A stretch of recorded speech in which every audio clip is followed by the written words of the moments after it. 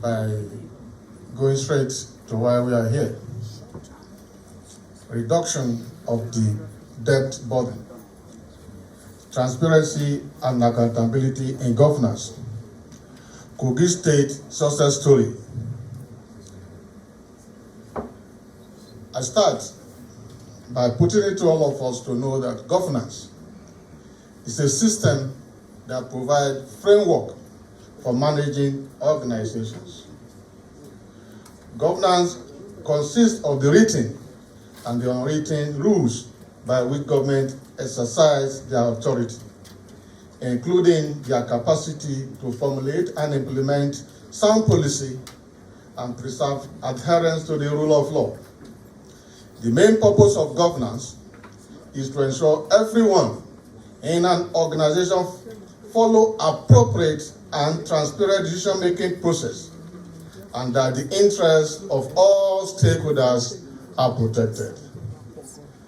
Just 3 days ago, the third phase of the palliative was launched by the governor, and every stakeholder of the state were invited, including all the political parties. The political party, because they are interested person, it is not about APC. And the money distributed to those that came to represent their people was made known publicly, and that has enhanced the distribution without rancor. Before the arrival of the rice, every unit of the 3,508 in Kogi State, they are aware that they are entitled to 6 bags of 50 kg rice, and they are equally aware that they have almost 300,000 for their pooling unit to buy more rice, or because man cannot live on bread alone. There are some, they don't need rice. What they need may be gari, while some, it may be food that is very native to Kogi Central, where my governor comes from. So giving them rice may not be palatable. So that's why we added money, so that they can buy the food that they know how to eat best. I gave this illustration for you to see that government is not just preaching governance. All the interested parties, they are also involved.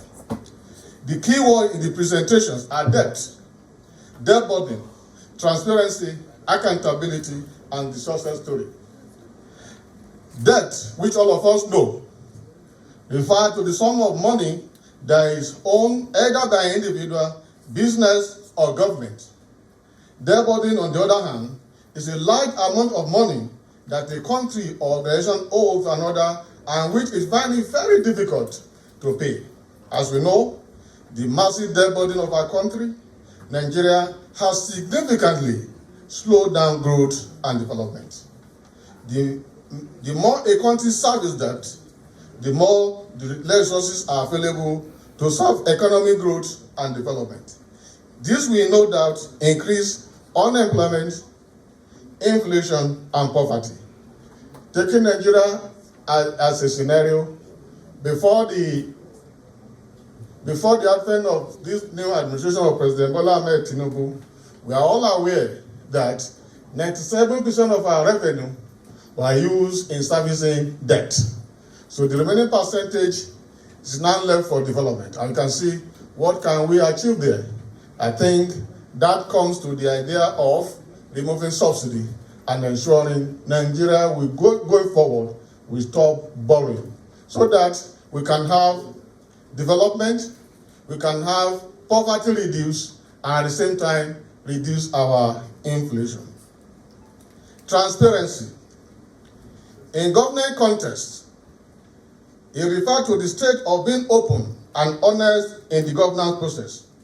While this is most pronounced in the government procurement process, it is, however, a concept that is applicable to every government activity and business. All government business must be open for scrutiny with a view to improving the quality of service delivery. Corporate governance, best practice, corporate governance and best practice require public disclosure of all relevant information so that others can make informed decisions. In 2016-2017, when the government of GYB started, we discovered that some of our documents, we will see them in the public forum. Some people will give to media and they will put it on the social media.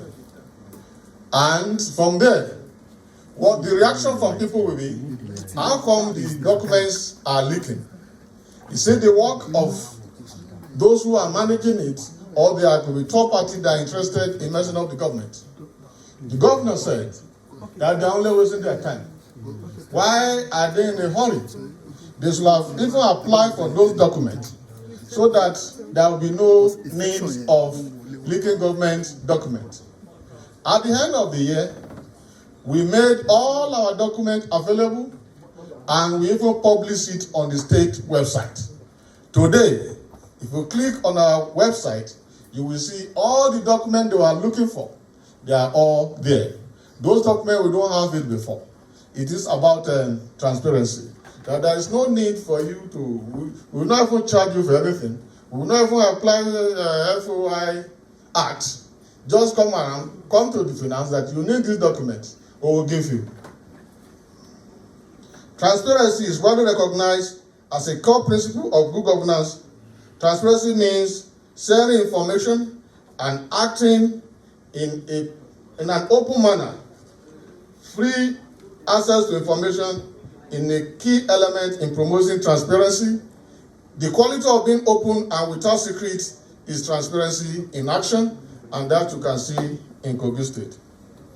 Accountability, which is a situation in which government create the right condition to be answerable to people it governs. It refers to a state of being account of giving account of stewardship. Transparency in governance is the instrument through which the people can hold government accountable. A government that isn't transparent can't be accountable because the ground upon which such government can be held accountable are non-existent. It's only when people know and can scrutinize what government is doing that they can be equipped with the tools to such government accountable. Kogi State government take transparency and accountability very seriously. Then our success story.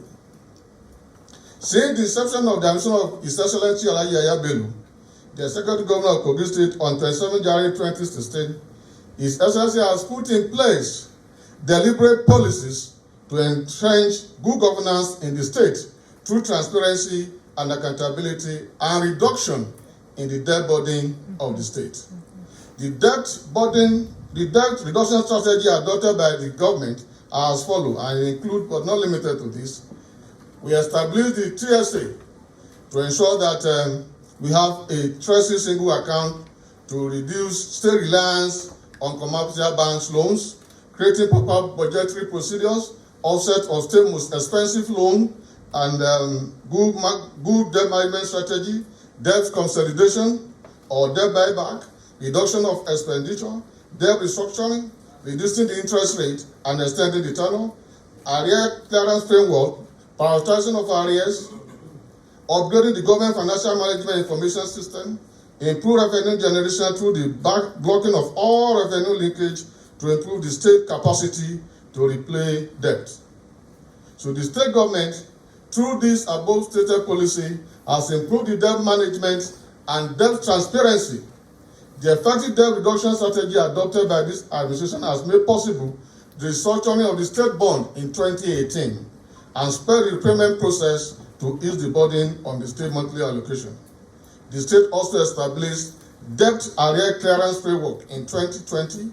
Another success story was the debt buyback exercise with Sunny Bank PSC and United Bank for Africa in 2021.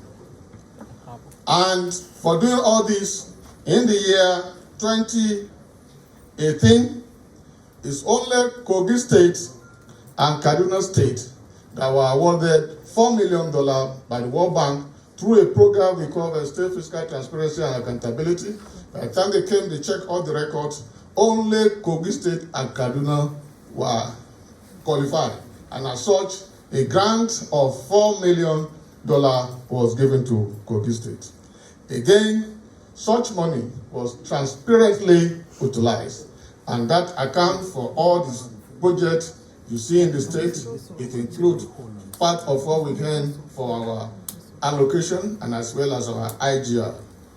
The state is doing a lot in the following area to grow the economy and improve our capacity to pay our debt.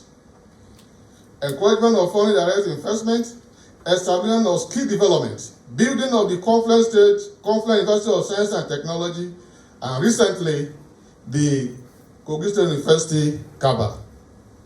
Increased investment in infrastructure, road and health, improved security system, establishment of Kogi State Fiscal Responsibility Commission to promote a planned and balanced economic development. The government of His Excellency Ayabelu has put in place the following to improve transparency and accountability in governance. Number one, town hall meeting on annual budget.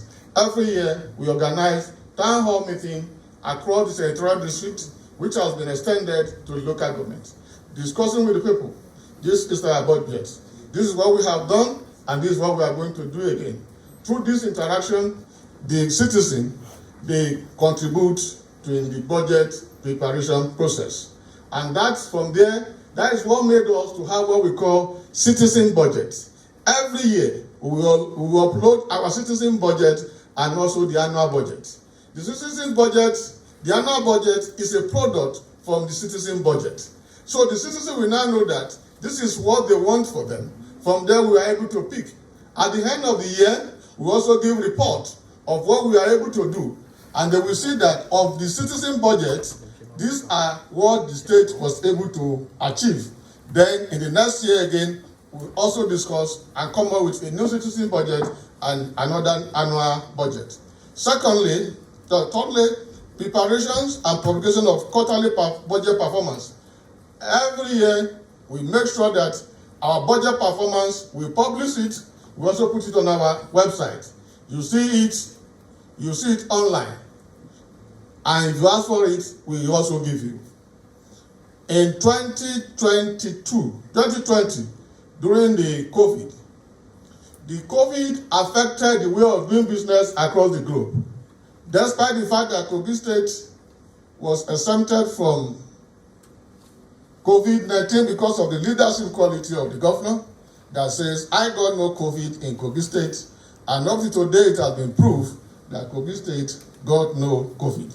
But what of the effects of COVID? It also affects the businesses. And as such, we are able to prepare a budget that we should be able to manage well. And at the end of the day, when some of the donor agencies were checking states that were able to manage their state despite this COVID, Kogi State was among the few states that was doing well. They have a very smart budget. And the World Bank, in their wisdom, gave a grant of $5 million to Kogi State for being able to manage their budget during the period of COVID-19. In addition to some of the institutional framework put in place, we have improved procurement process. Once again, I want to talk about this. On this improved procurement process, on the SIFTAS program, it's only Kogi State and Kaduna again that was able to earn the money allocated for states that have improved procurement process. If you have an improved procurement process, it means the people will know that, yes, you are spending their money rightly and there is value for money. We have moved from that because we are awarded $2 million for that good job. And we have moved away from that to ensuring that our procurement process is now ICT based. If you want to participate in our if you want to bid for anything in Kogi State, we don't want to know who you are. Once the advertisement is there, you will see it online. You can apply. Once you can meet the criteria without interfering with anybody, you are bound to win jobs. So this is what we mean by good governance. Timely preparation and publication of audited financial statement. That is very key. Governor Ayabelo, when we came inside, he can't start this government until when he know what the last government were doing.